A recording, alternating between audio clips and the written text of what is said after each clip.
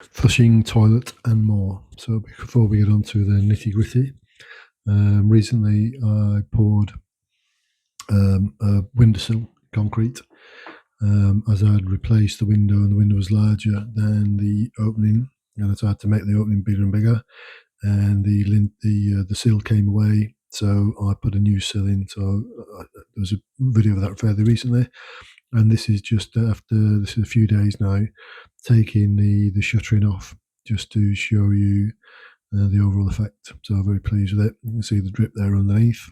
The idea behind that is that if when it rains, the rain won't wash its way or work its way down back towards the surface of the house. It'll drop at that point. Hence the name. It's called a drip. So that's that. Very happy with that. It's fairly neat as well, with a tiny bit of tidying up with a grinder, but other than that, it's just going to need a couple of coats of masonry paint on it, and that's done and dusted. So that'll be there for the next century. And a few marks that are on it are just where the timber's marked, the front edge, but you won't see that when it's painted. So I'm very pleased with that. And then that was the old lintel, which strangely enough didn't have a drip on it. They'd done it the other way, so they'd had this sort of forced lip over, hanging over the edge, rather than, I don't know if that works or not, but we've always done it traditionally where it's recessed the drip, and that way then you don't have any problems. So that's the old lintel there, and then yet on the other side they did put a drip in similar to mine, when they did this windowsill. So you can just see on the corner there down the bottom. There it is. That's the marker for the drip. So why on earth they didn't do it on the second one, I have no idea. Anyway, we've done it and it's all done. I'm very pleased with that. And obviously, that when it comes to doing the outside painting, that they'll get taken care of. There you go. It's just there. There's a drip. And still looking for ideas for colours for the house, the outside. Don't like them. Not keen on the blue. Anyway, this is then the other side. So shortly after I'd done the windowsill, I then did a lintel for this particular window, which had initially had an oak lintel, which had been just eaten away with the ivy and stuff. It also eaten a part of the window as well. The top part of the window had gone. So I had to shutter it in such a way that I could then fill up the gap where the missing bit of the window was. So it's come up again. It's come up a fair treat. That's all sealed off now. So that's good. And again, it's recessed back ever so slightly. And this area will get some coating put over it to make it look a bit tidier because it's all a bit naff at the moment. You've got a mixture of where they've done concrete surrounds around the windows where the windows were replaced, because these are hardwood double glazed windows from the 90s, I'm assuming. And then they've just done some bit of brickwork and then rendered either side of it, and it's all a bit naff. So what we'll be looking to do is put some sort of decent lime-based coating over the entire area there, just to tidy it up. So it is at the moment. It's slightly recessed back, but that should work out all right when it's done. And another hole filled. So they just need the window and need a bit of a clean up, and then sanding down and then just revarnishing. But yeah, fairly happy with how that turned out, because it was a very awkward area to try and work in. So I'm very pleased that it came out as it did. There you go. And like I said, that you won't see that at the end of the day, because eventually all that will have a nice covering over it. Right, so that's the two outsidey bits done, and then we get down to the real nitty gritty, which is sticking a new toilet in. People who've watched the videos of this post will have seen the awful toilet that had been sort of left in place, and it's quite nice to have finally gotten that out of the disconnected and outside. I'll probably make up some sort of garden feature with it. I think I'll keep it, but it can live in the garden now. Put some plants in it. So this is one of the two toilets that came with the recent delivery, and it comes obviously in pieces, and you put it all together. So again, it's fairly straightforward. Nothing too much to it. Got a siphon, and a couple of other bits and pieces you just need to put in, and bump, it's done. So merrily sort of put that together fairly quickly, chopped out the area at the back, and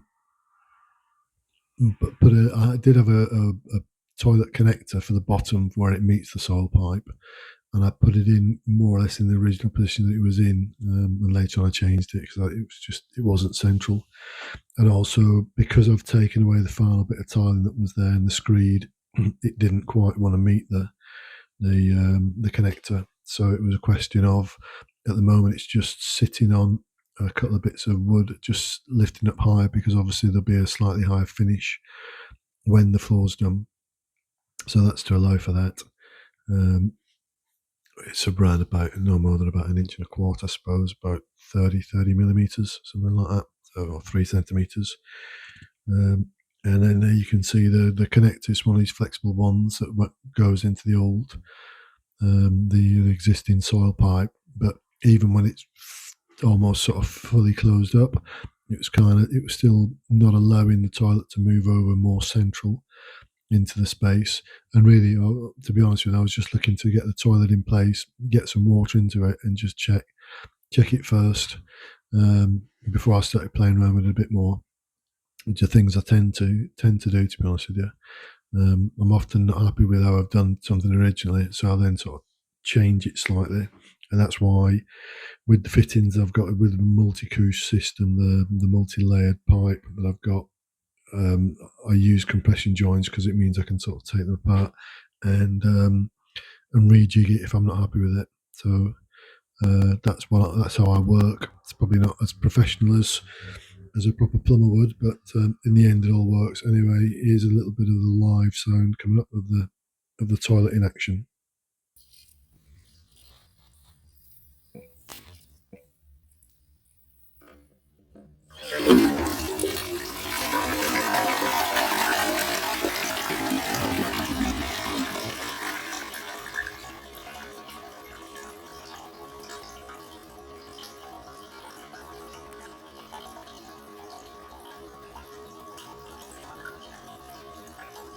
There you go. How exciting was that? There you go. So the very first flush of the toilet in place. But like I say, I wasn't happy with the way the connector met the soil pipe, and I couldn't go any further into the soil pipe there because, as you can see, it's on a bend and it's got a small piece it's already glued into it. So rather than going the whole hog and taking all that section out, luckily I did have another toilet connector, which was a much smaller one, which was a one that needed gluing as well. But it meant that when I put it in place, the toilet's then sitting fairly central in that little slot there. So it's very quickly. It can be very quickly done. It's a question of you just disconnect the hose that's connecting the water feed into it at the top there, the flexible hose, and you just slide it back away from the water connector. Then you take the connector out, the toilet connector off. Offer the other one in. Again, I put it in dry, see how it worked, and then glued it into position and just brought the toilet up a wee bit more, because at the moment it was sitting on a board, and I got rid of that board and I put a couple of slightly chunky bits of timber in there to bring it up to, like I said, about the 30 millimeter mark, or 1.25 inches, and that way then that will allow for, if I end up screeding the floor and doing some sort of laminate over it, like or linoleum or whatever it's going to be, that just allows for that. And then again, just giving it another flush through, which I won't bother with the sound on this one. You obviously know what a toilet sounds like when it flushes. But it's nice to actually see a clean toilet in place now after 3.5 months or 4 months of Grottsville, like the train spotting toilet that was in place before. I didn't bother showing you that because I'm pretty sure you've probably seen it before, and if not, you can always troll back through some of the early videos to see what it was like. It wasn't pleasant. Right, so there you go. So this is it. So I've disconnected it and then reconnected it. It's sitting up on a couple of boards. It's where I want it to be now. And also, I've added on, because the water connector actually had it, which was handy really, because it It had a 40 mil outlet, which meant that I can then connect that through round, and then that'll pick up then the wash basin, which will be in the downstairs loo.